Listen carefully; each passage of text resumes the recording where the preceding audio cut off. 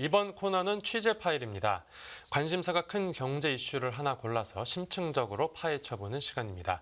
네, 오늘 취재 파일 주제는 인공지능 데이터 쟁탈전입니다. 이 자세한 이야기 권영욱 기자와 나눠보겠습니다. 어서 오십시오. 안녕하십니까.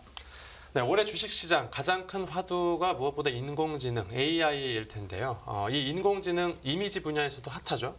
최근에 그 미국 온라인 매체가 이런 제목의 기사를 하나 냈어요. 네네. AI가 어도비의 킬러가 될 것인가? 네. 네, 어도비라고 하면은 PDF 응용 프로그램으로도 유명하고 네, 많이 쓰고 있습니다. 또 대표적인 이미지 편집 프로그램인 그 포토샵을 만드는 회사이기도 한데요. 네네. 네, 이런 그 창의적인 작업을 하는 소프트웨어가 네. AI에 의해서 설 자리를 잃을 수 있다 이렇게 전문가들이 예상을 했었는데요. 네네. 어도비라고 하면은 그 이미지 편집 기능이 있는데 네. 챗GPT가 유명한 오픈 AI의 경우 네. 달리2라고 하는 그 화가 AI 도구가 있어요. 네네. 이런 도구들에 의해서 그 어도비의 이미지 편집 기능이 무용지물이 될 수 있다 이렇게 분석가들이 전망을 했었는데 네. 이런 분석들이 지금 많이 뒤집히고 있습니다. 예. 네, 어도비가 파이어플라이라는 그런 AI 이미지 생성형 도구를 개발을 했는데요. 네. 그 파이어플라이라는 것이 그 반딧불이라는 뜻인데 예. 왜 그렇게 이름을 붙였는지 정확히는 잘 모르겠어요. 네. 아마 뭐 어두운 곳을 밝힌다 이런 뜻인 것 같은데 네. 이런 파이어플라이에는 수억 장의 그림 데이터베이스가 사용이 됐고요. 예. 네, 그리고 그 파이어플라이를 사용한 사용자들이 이 도구를 통해서 10억 장 이상의 그림을 만들었다고 합니다. 네, 파이어플라이를 통해서 어도비 주가가 네. 그 출시 이후에 40% 가까이 상승을 하고 네, 있고요. 40% 굉장히 많이 오른 건데, 네. 그러니까 발상의 전환으로 이제 외부 비판을 어도비가 단번에 깨버린 사례를 지금 하나 소개해 주셨습니다. 근데 AI 경쟁이 지금 데이터 확보 쟁탈전으로 번진 상황입니까? 네, 그렇습니다. 그 어도비가 파이어플라이를 출시할 수 있었던 이유도 네. 그 수억 장의 그림 데이터베이스를 확보할 수 있었기 때문인데요. 네. 그 요즘 유행하는 생성형 AI라고 하는 AI 그 모델들은 막대한 양의 데이터에 의존을 해야 합니다. 네. 그렇기 때문에 AI 업체들은 인터넷상에서 때로는 무단으로 이렇게 데이터를 긁어 오기도 하고 네. 이제 새로운 데이터 소스들을 찾아 나서야 하는데요. 네. 반대로 데이터를 가지고 있는 보유 업체들은 몸값이 올라가죠. 네. 어떻게 하면 데이터를 조금 더 비싸게 넘길 수 있을까 궁리를 하고 있고 네. 이런 수급 현상의 쏠림 때문에 데이터 수요는 점점 더 늘어나고 있기 때문에 네. 데이터라는 큰 땅에 땅 따먹기 경쟁이 시작됐다 이렇게 볼 수도 있겠습니다. 네. 그러니까 지금 데이터 땅 따먹기라는 표현이 어떤 상황인지를 한마디로 요약해서 말해주는 것 같습니다. 네. 데이터는 일단 그러면 양적으로 많이 확보하는 게 최선입니까? 양적으로 일단은 많이 확보를 해야 하고 네네. 또 가지고 있는 데이터의 품질을 올려주는 게 중요한데요. 네네. 이렇게 데이터 세트를 확보하는 것이 첫 번째 구성 요소가 될 수 있겠고 네. AI 모델에서 필요한 것이 두 가지 구성 요소가 있는데 네네. 처음 얘기하는 것이 방금 얘기해 주신 네. 데이터 세트를 확보하는 것이고 두 네. 번째 요소가 데이터 세트들을 처리할 수 있는 처리 능력도 중요하거든요. 데이터 세트가 어떤 거예요? 그러니까 데이터 세트라는 것은 연관된 데이터들끼리 모여 있는 집합체라고도 볼 수가 있는데 네. 이런 데이터 세트를 확보하는 것과 그리고 데이터 세트들의 처리 능력, 데이터 세트들 간의 네. 관계를 분석해서 처리해 줄 수 있는 처리 능력도 중요한데 예. 이런 지금 처리 능력의 경우에는 AI 전용 칩이 있어야 됩니다. 네. 그런데 AI 전용 칩이 지금 기근 현상을 겪고 있죠.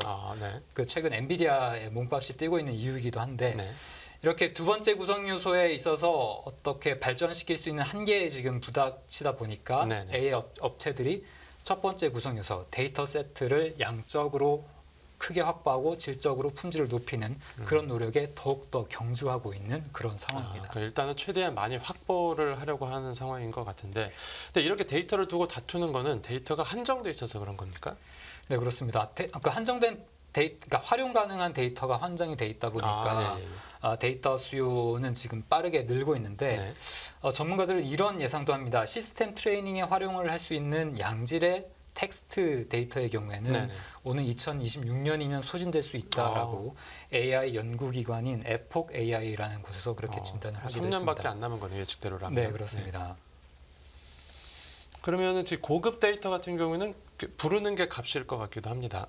네, 그렇습니다. 그러니까 실제로 이렇게 전쟁이 지금 발생했다라고 볼 수 있는 게 이미 그 AI 업체와 데이터가 필요한 업체들 간의 계약이 많이 지금 체결이 되고 있거든요. 네네.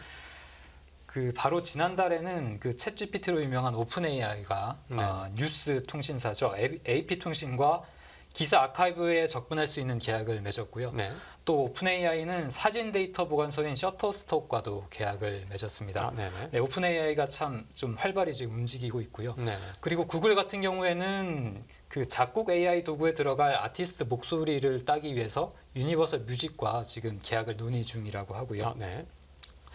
그리고 자산운용사 피델리티는 자사의 금융 정보에 대해서 기술 기업들이 많이들 지금 문의를 해오고 있다고 합니다. 예. 그래서 여러 좋은 제안들을 받고 지금 계약을 논의 중이라고 하고요. 네네. 그리고 영국 공영방송인 BBC의 이미지나 영상 아카이브에 대해서 AI 연구소들이 BBC와 계약을 지금 추진하고 있다 이런 얘기도 돌고 있고 네네. 그리고 학술지 전자도서관인 제이스토어라는 곳도 있는데 네네. 이것도 여러 AI 업체들의 관심의 대상이 되고 있습니다. 네, 그러니까 말씀해주신 대로 하면 이게 뉴스에다가 사진, 음악, 금융 데이터, 논문까지 정말 다양한데 네. 이렇게 데이터 확보 경쟁이 치열하다고 하면 그 데이터 원본을 보유하고 있는 입장에서는 데이터 값을 이제 일부러 인상을 하는 경우도 있겠습니다. 네, 그렇습니다. 실제 최근에 그 데이터 비용 인상 사례가 좀 있었는데 네. 그 월가 주식 투자자들의 토론하는 장으로 유명한 레딧이라는 곳과 네네. 그리고 그 컴퓨터 프로그래머들에게 유명한 질의응답 사이트 스택 오버플로우라는 곳이 있는데 네. 여기가 이제 자사 데이터의 접근 비용을 최근에 인상을 했습니다. 예. 이 두 사이트 같은 경우에는 공통점이 그 질의응답을 통해서 여러 가지 답변들 중에서 사용자가 선택을 할 수 있게끔 하는 그런 사이트들인데 네. 그렇기 때문에 어떤 답변이 사용자들의 선택을 가장 많이 받았는지를 알 수가 있어서 네. 해당 이슈에 관련성이 있는 데이터가 무엇인지 바로바로 확인할 수 있는 그런 장점이 있어서 최근에 네. 특히 좀 고평가받고 있는 그런 곳으로 분류가 되고요. 근데 이게 데이터가 비싸지면 네. 혹시 몰래 훔쳐가는 경우는 없습니까? 그렇기 때문에 그 자사 데이터를 좀 막기 위한 방어전도 좀 펼쳐지고 있는데 네. 그러니까 트위터 같은 경우에는 트위터에 있는 내용들을 함부로 긁어가지 못하도록 그러니까 네. 챗봇 같은 곳에서 함부로 긁어가지 못하도록 조치를 좀 취해 놓고 있고요. 네. 트위터에 있는 데이터는 누구라도 비용을 내고 가져가도록 그렇게 하고 있습니다. 그리고 일론 머스크는 이런 트위터 자사 데이터를 통해서 별도의 AI 사업체를 지금 꾸릴 구상을 하고 있다고 합니다. 새 사업까지. 네. 그러니까 일단 데이터를 최대한 많이 확보해 놓으려는 분위기는 이제 확인이 됐는데 네. 기존에 갖고 있는 그 데이터 품질을 향상시키는 노력 이제 이런 것도 이루어지고 있습니까? 네, 그렇습니다. 새로운 데이터를 확보하는 것만큼 중요한 게 기존 데이터의 품질을 높이는 거라고 조금 전에 말씀도 드렸는데 네. 그 많은 AI 연구소들은 이미지 데이터에 이름표를 붙이거나 네. 그리고 그 질의응답의 답변 내용에 점수를 매기는 작업을 하고 있어요. 네. 이런 것들을 데이터 주석 작업, 애너테이팅이라고도 하는데 네. 그렇기 때문에 그 주석 다는 사람들, 네. 애너테이터들에 대한 인력 수요도 지금 굉장히 높아지고 있고요. 그러니까 뭐 AI를 훈련시키는 코치 같은 거네요. 네, 그렇습니다. 각각의 데이터에 라벨링을 해서 네. 보다 더 빨리 적용이 가능하게끔 그 데이터를 좀 정비를 하는 그런 역할이라고 볼 수 있겠습니다. 그리고 네. 네, 또 기존 데이터의 품질을 높이기 위한 방법으로 사용자들이 AI를 활용하는 과정에서 나오는 2차적인 데이터를 수집하는 것도 최근에 크게 유행을 하고 있는데요. 네네. 그 어도비 파이어플라이 같은 경우에는 이미지를 총 4가지의 보기를 주고 그중에 하나를 선택을 하게 하고 네. 또 구글의 챗봇인 바드의 경우 뭐 사용을 해보셨겠습니다만 3가지 답변을 제시해서 그중에 네. 한 개를 선택을 하게 하고 있습니다. 네. 그러니까 일종의 그 피드백 메커니즘을 활용하는 건데 네. 이런 식으로 사용자들이 어떤 선택을 했느냐에 대한 데이터도 쌓여서 그 데이터가 다시 AI 모델에 입력이 되면 네. 일종의 피드백 작용이 이루어지는 거죠. 그러니까 뭐 옆에 코치가 붙어서 라벨링 교육도 시켜주고 네. 사용자가 이제 어떤 선택을 하는지에 따라서 이제 그 교육이 되기도 하고요. 네, 그렇습니다. 네. 그러니까 챗봇 답안지의 품질이 얼마나 높은지를 구분하는 아주 최신 척도가 있다고 하는데 네.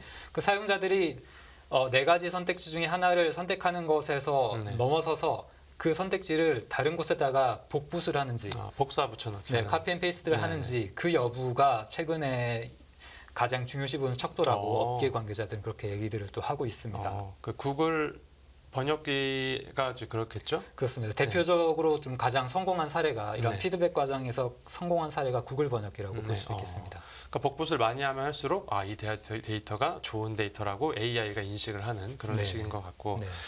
지금 AI 데이터 확보 경쟁이 얼마나 치열한지를 살펴보고 있는데 아직 전혀 개척되지 않은 그 미지의 데이터 영역도 남아 있습니까? 네, 그렇습니다. 이 부분을 설명을 드리려면 비정형 데이터라는 것을 설명을 드려야 되는데, 네.